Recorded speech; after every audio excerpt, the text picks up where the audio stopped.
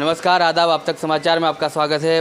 बात करेंगे हम आज जो जुहागुरा फातिमा जो हॉस्पिटल है ऑर्थोपेडिक का, वहाँ पर एक घटना ऐसी सामने आई है कि दरियापुर स्थित में रहने वाले सलीम मंसूरी के यहाँ पर जीशान सलीम मंसूरी के यहाँ पर जो है कचरा फेंकने की बाबत में हमला होता है। हमलावर इस तरह से हमला करते हैं कि जीशान को जो है महज 3 महीने के जो है बेड रेस्ट दिया जाता है।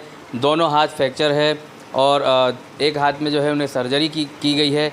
और मैं कैमरामैन से कहूँगा कि अब सीधा हम जीशान से मिलेंगे, मुलाकात करेंगे कि किस तरह से हमलावर यहाँ पर पहुँचे हैं। और मैं आपको बता दूँ कि पवित्र रमज़ान महीना चल रहा है, माफ़ी का और सब्र का महीना है। इस्लाम ये नहीं सिखाता कि जो है इस महीने में एक दूसरे पर हमला किया जाए, बल्कि इस्लाम और तमाम धर्मों में ये जो नसीहत दी जाती है कि एक दूसरे को माफ़ करके सब्र करके जिया जाए। लेकिन एक छोटी सी बाबत को लेकर कचरा फेंकने की बाबत में जीशान सलीम मंसूरी पर इस तरह से हमलावर टूट पड़ते हैं कि आज जो है जीशान सलीम मंसूरी बेड रेस्ट है, ऑर्थोपेडिक अस्पताल में वो एडमिट है यहाँ पर। और एक हाथ में सर्जरी है उनके और दूसरे हाथ में जो है प्लास्टर वाला जो है पट्टा उनके हाथ में आया हुआ है। सीधा हम उनसे बात करेंगे कि किस तरह की ये घटना थी। तमाम जो घटना है सीसीटीवी में कैद है। पुलिस प्रशासन से किस तरह की गुहार लगाई है और कैसे हमलावर आए हैं और कब से ये मामला चल रहा था, कितने दिनों से ये बात चल रही थी कि जो आपस में एक दूसरे की बहस चल रही थी, उन बहस के चलते आज ये मामला सामने आया है। जी, मेरा नाम जीशान मंसूरी है। मैं दरियापुर के अंदर रहता हूँ और मेरा धंधा जो है वो गैरेज का है। मेरी गैरेज है गिरधरनगर ब्रिज के नीचे। बहुत छोटी सी बाबत के ऊपर मगजमारी हुई थी और मैंने उनको प्यार मोहब्बत से बात की तो उन्होंने मुझे कहा कि 2 लाफ़ें मारूंगा तुझे। और उसके बाद में फिर हाथापाई हुई और डेकी में से छुरी निकाल कर मारने की धमकी दी मेरे को। इतने में मेरे मम्मी को पता चला, मेरे मम्मी ने पीछे से आके उनको मारा। उसके बाद में फिर पुलिस केस हुआ। पुलिस केस होने के बाद में फिर वहाँ पर समाधान किया गया कि आज के बाद से अभी नहीं होगा। और वहीं पर पुलिस स्टेशन में बैठकर मुझे धमकी दी गई कि तेरे तो मैं हाथ टाँटे तोड़ दूँगा, हाथ टाँटे पे मारूँगा तुझे। उस दिन रात को पूरी रात सारे लूखे और 2 नंबर के लोग हमारे घर के सामने बैठे रहे पूरी रात। और दूसरे दिन मगरिब की नमाज़ के बाद मैं तरावी पढ़ने के लिए जा रहा था तो मुन्ना भाई और साद, ये दोनों, साद लाला भाई, ये दोनों पीछे से आए और पीछे से मेरे ऊपर वार किया और मेरे दोनों हाथों पे इतना मारा है कि दोनों हाथ फ्रैक्चर हो गए। उसमें एक हाथ में सर्जरी की है और दूसरे हाथ में प्लास्टर का पट्टा आएगा। इसके खिलाफ आपने कोई पुलिस कंप्लेन दी? हमने पुलिस कंप्लेन की है लेकिन अभी तक उसका कोई सॉल्यूशन नहीं हुआ है और वो लोग अभी बाहर खुलेआम बिंदास घूम रहे हैं। अच्छा, अभी मतलब आसपास वहाँ कहीं भी दिखाई पड़े हैं वो आपके रिश्तेदारों के लोगों में कहीं दिखाई पड़े वो? वहाँ पर अभी कोई दिख नहीं रहा है और मेरी फैमिली वाले 4 दिन से घर के बाहर है। घर पर जाने से डरते हैं क्योंकि उनकी जान को खतरा है और उनको भी धमकी दी है मारने की। तो आप क्या आगे की कार्यवाही आप कैसी चाहते हो? पुलिस प्रशासन से कैसी मदद चाहते हो? मैं पुलिस से ये चाहता हूँ कि कड़क से कड़क कार्यवाही हो उनके पीछे, क्योंकि आज जो मेरे साथ हुआ है वो किसी और के साथ ना हो। चलिए, तो जैसा हमने जीशान सलीम मंसूरी से बात की, किस तरह से हमलावर आए थे, हमलावरों का खौफ कितना था और ये ऐसे हमले करने वाले अक्सर क्रिमिनल एक्टिविटी में जो है उनकी संडोवनी होती है, कहीं ना कहीं उनकी जो है दखलगिरी होती है क्रिमिनल एक्टिविटी के अंदर, कि वो इस तरह से खुलेआम जो है जो बेसबॉल और जो असामाजिक तत्व जिस तरह से हमला करते हैं उस तरह से जो है हथियार लेकर हमला किया है। मतलब कहीं ना कहीं उनकी क्रिमिनल एक्टिविटी भी शामिल होनी चाहिए। इस तरह का जो है जीशान सलीम मंसूरी का भी आरोप है। पुलिस प्रशासन से भी ये गुहार लगा रहे हैं कि जल्द से जल्द उन्हें इंसाफ मिले ताकि आने वाले दिनों में कोई दूसरे व्यक्ति के साथ इस तरह का जो है हमला ना हो। और पुलिस प्रशासन से भी कहेंगे कि जो जिस तरह से जो है धाराएं लगाई गई हैं, जिसमें 326 धारा जो होनी चाहिए इस तरह के हमले के अंदर, वो नहीं लगाई है, उसका भी कहीं ना कहीं जीशान सलीम मंसूरी को दुख है। अब सीधा हम उनके परिवार वालों से बात करेंगे कि किस तरह का खौफ है उनके परिवार में। पवित्र रमज़ान महीना है, महज 4-5 दिनों में अब जो है ईद का जो त्यौहार आने वाला है और ऐसे समय पे ये परिवार अभी फ़िलहाल अस्पताल में है और इनकी बच्ची और उनकी पत्नी जो है घर से बाहर है। इतना खौफ हमलावरों का इनके परिवारों में भी है। जी क्या कहोगे, क्या कुछ देखा आपने? मेरा नाम अफ़ीफ़ा मंसूरी है। हम लोग ने जब हमारे घर के सामने बैठते थे, हम लोगों ने शांति से कहा कि कचरा डालने का बंद कर दो हमारे घर में, तो उन्होंने 2 लाफ़े मारे, छुरी निकालने के बाद धमकी दी। हम लोगों ने, मम्मी ने जाके उनको 2 लाफ़े खाली टिकाया। उसके बाद में भी पुलिस फरियादी होने के बाद भी हमारे पुलिस ने समाधान किया। समाधान के बाद भी हमारे घर के सामने डेरा लगाया। पूरी रात डंडे छुरी सब लेके बैठे हुए थे, गंदी गंदी गालियाँ बोलते थे। पूरी रात उन्होंने परेशान करा।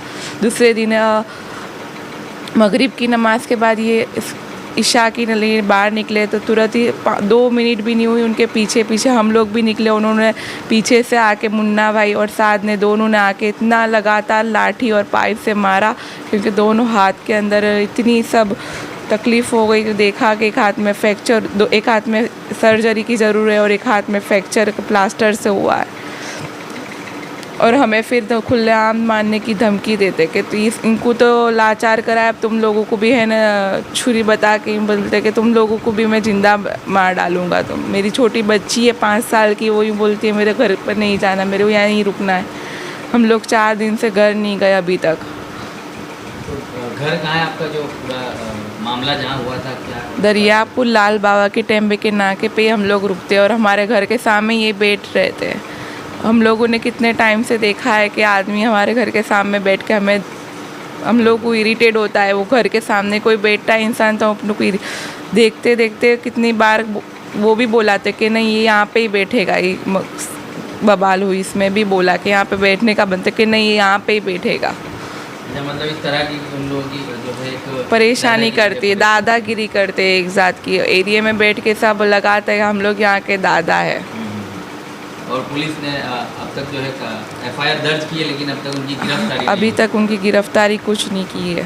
तो आप क्या चाहोगे, पुलिस प्रशासन से क्या मांग है? हमें इंसाफ चाहिए। अब ये हमारे साथ तो अगले किसी और के साथ ना हो और आगे भी हमारे साथ ऐसा कुछ होवे ना, ऐसी हमारे को इंसाफ चाहिए।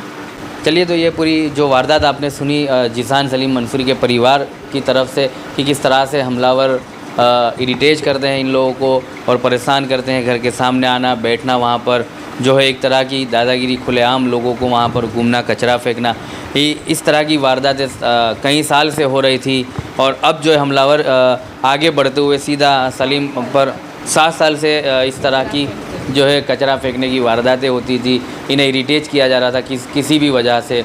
और अब तो जो है हमलावर इतने आगे निकल चुके हैं कि सीधा जो है जिसान सलीम मंसूरी पर हमलावर जो है टूट पड़े और दोनों हाथ उनके जो है अभी नाकाम हो चुके हैं। 2.5-3 महीने के लिए उन्हें बेड रेस्ट कहा गया है अस्पताल में, जहाँ यहाँ एडमिट है। डॉक्टर की तरफ से कहा गया कि 2-3 महीने के लिए उन्हें बेड रेस्ट होना पड़ेगा। परिवार में कमाने वाला कोई नहीं है, जिसान सलीम मंसूरी अकेले है जो परिवार का गुजरान इनके ज़रिए जो चलता था।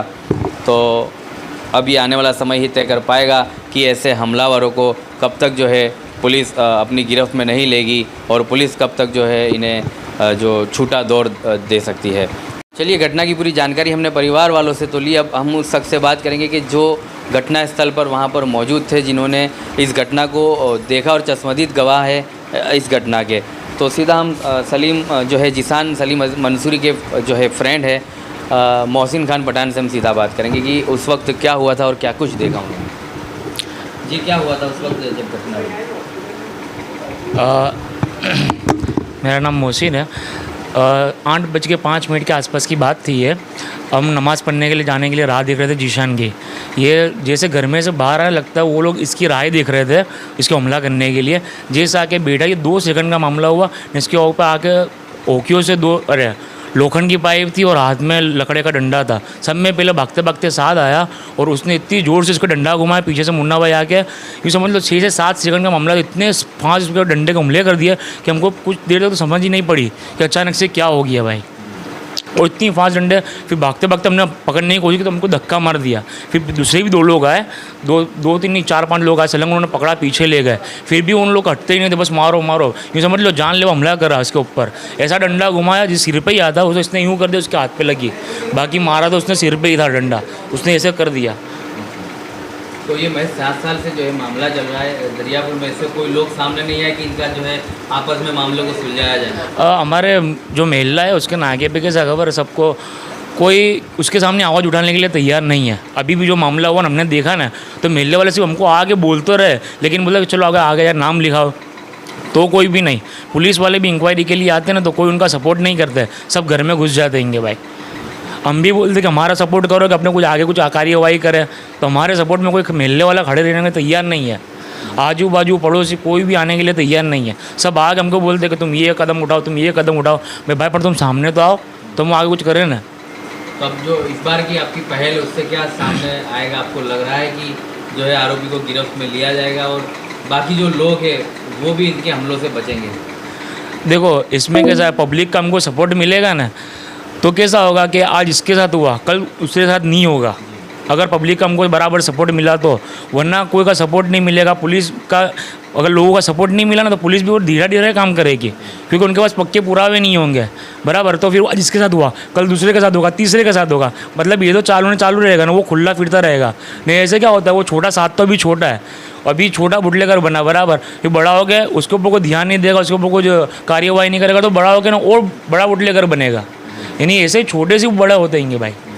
तो मतलब उन लोगों की एक्टिविटी के बारे में आप कुछ जानते हैं कि वो क्या एक्टिविटी में तो हमको कुछ पता नहीं है, बस वो पूरा दिन वो बाहर वो एक्टिवा लगा के बैठे रहते हैं। पहले कुछ काम करते थे जो भी, अपने उसका बराबर खुलासा अपने को पता नहीं है, पर अभी तो कुछ भी काम नहीं करते। ये मामला जो है ना, वो क्रिमिनल एक्टिविटी से जुड़ा हुआ इंसान ही कर सकता है, क्योंकि बस उसका हथियार है, तैयार है, उसने पहले से 15-16 डंडे लेकर रखे हैं। पब्लिक तो उसके एक फ़ोन पे इतने सारे लोग हथियार लेके आ जावे, तो मतलब कोई ये रिलेटेड इंसान हो ये लाइन में, वो ऐसा कर सकता है इंसान।